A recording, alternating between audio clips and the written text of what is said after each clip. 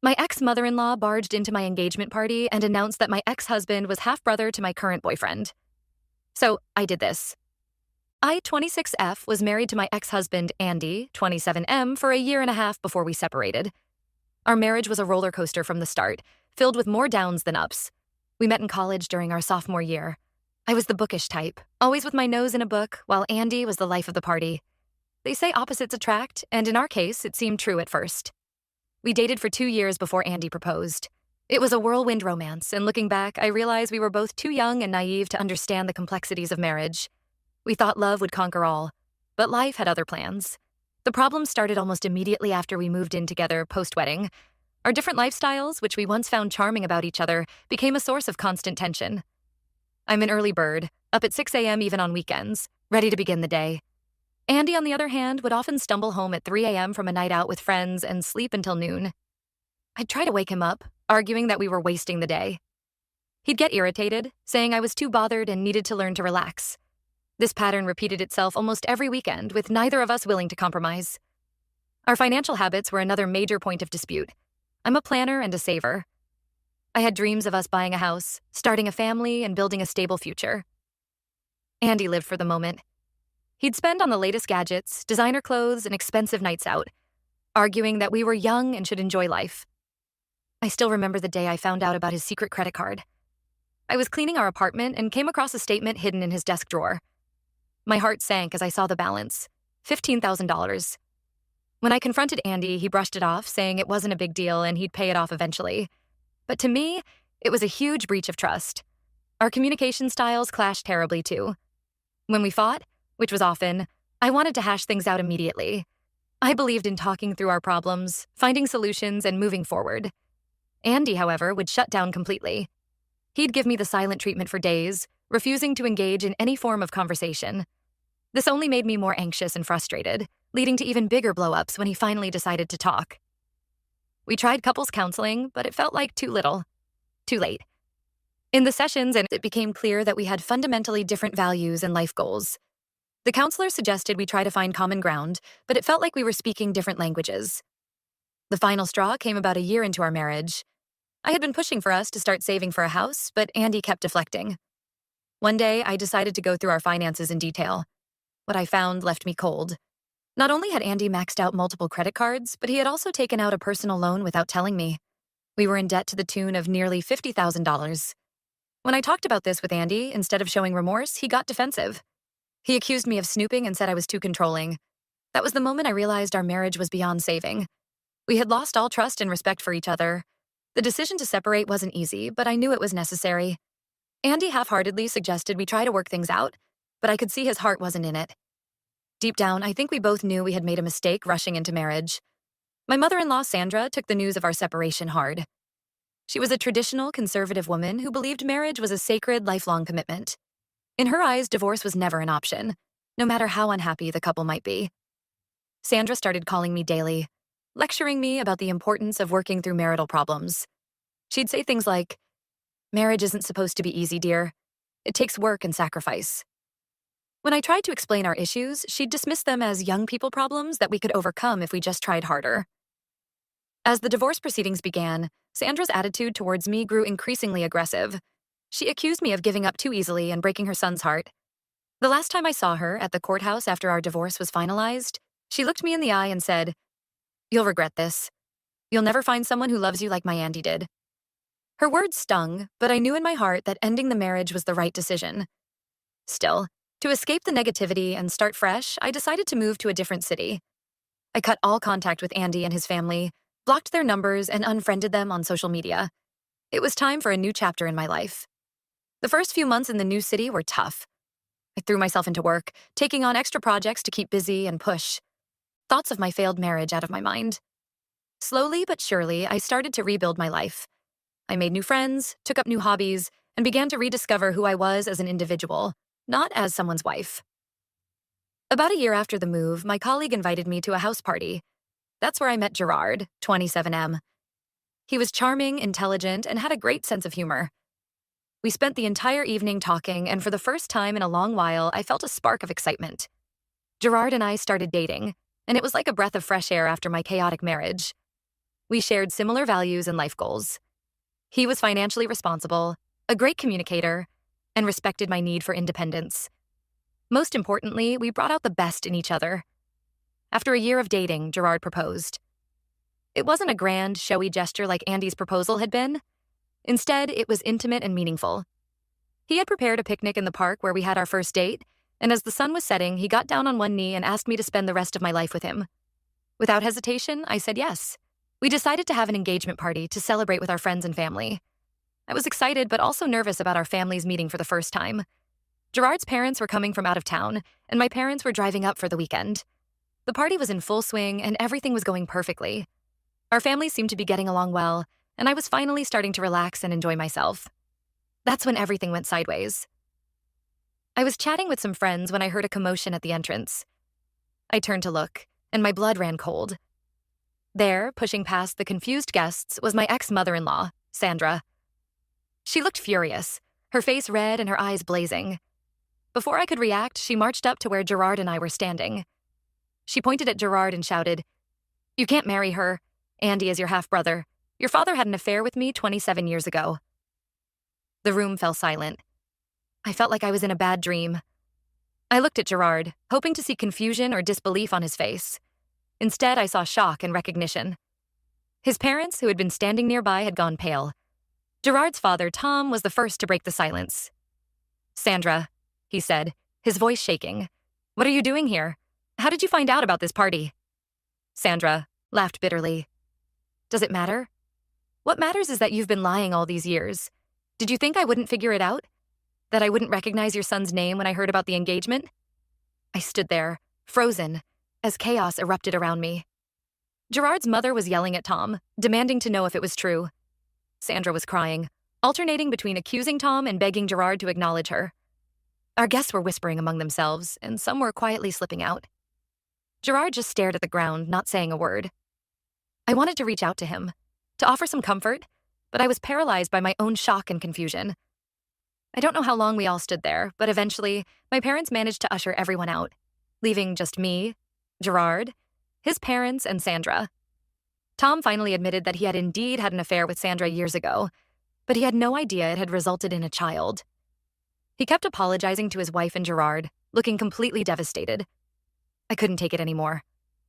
I mumbled something about needing air and rushed out of the venue. I ended up walking for hours, trying to process what had happened. When I finally returned home, I found Gerard sitting on our doorstep. He looked up at me with red-rimmed eyes and said, "We need to talk. I don't know what's going to happen now. Everything's a mess. I'll update when I can think straight." Update 1. It's been 2 weeks since the engagement party disaster, and I'm still reeling from the aftermath. Gerard and I decided to take some time apart to process everything. He's been staying with a friend while I've been shaking around in our suddenly too big apartment, trying to make sense of this bizarre turn of events. I've learned more details about the situation, and each new piece of information feels like another blow. Apparently, Sandra had been obsessively tracking my life ever since the divorce. When she heard through mutual acquaintances that I was engaged again, she started digging. She managed to find out Gerard's full name and recognized his uncommon last name. Sandra then spent weeks gathering evidence of her affair with Tom, including old love letters and photos. She even went as far as to hire a private investigator to dig up more dirt on Tom. Armed with this information, she confronted Tom a few days before our engagement party. He initially denied everything, but when Sandra threatened to expose him publicly and demand a DNA test, he broke down and confessed. Gerard is understandably struggling with this revelation. He's angry at his father for the affair and for keeping it a secret all these years. He's also dealing with the idea that Andy, someone he's never met, is his half-brother. I can't even imagine how confusing and painful this must be for him. As for me, I'm caught in a whirlwind of emotions. I care deeply for Gerard, but I can't help but wonder if our relationship can survive this. The thought that I was married to his half-brother makes everything so complicated. There's a part of me that feels guilty, even though logically I know I've done nothing wrong. I've been avoiding calls from friends and family, not ready to face their questions or pity. My mom has been texting daily, asking if I'm okay and if I need her to come stay with me. I appreciate her concern, but right now I just need space to think. Yesterday, I received a surprising call from Andy. Apparently, Sandra had told him everything too. He sounded as shocked and confused as I felt.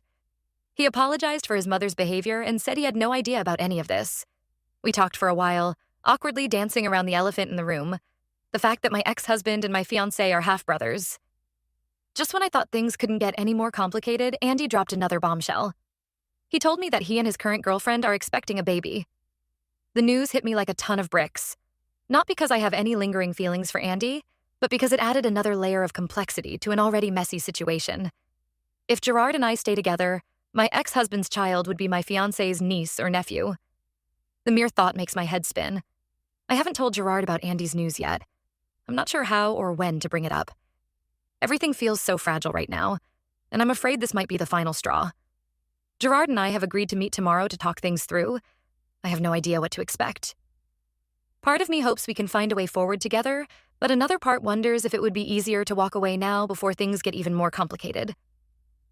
As I sit here, staring at the engagement ring on my finger, I can't help but laugh at the absurdity of it all. If someone had told me a month ago that this would be my life, I would have thought they were pitching a plot for a soap opera. I'll update again after Gerard and I talk. Right now, I'm trying to prepare myself for any outcome. Whatever happens, I know my life will never be the same. Update 2. It's been a month since my last update, and to say a lot has happened would be an understatement. Gerard and I met as planned, and our conversation was intense, emotional, and ultimately surprising. We started by addressing the fact that he and Andy are half-brothers. Gerard admitted that he had always felt like something was missing in his life, and in a strange way, discovering he had a half-brother filled a void he didn't know existed. He expressed a desire to get to know Andy, which I found both admirable and terrifying.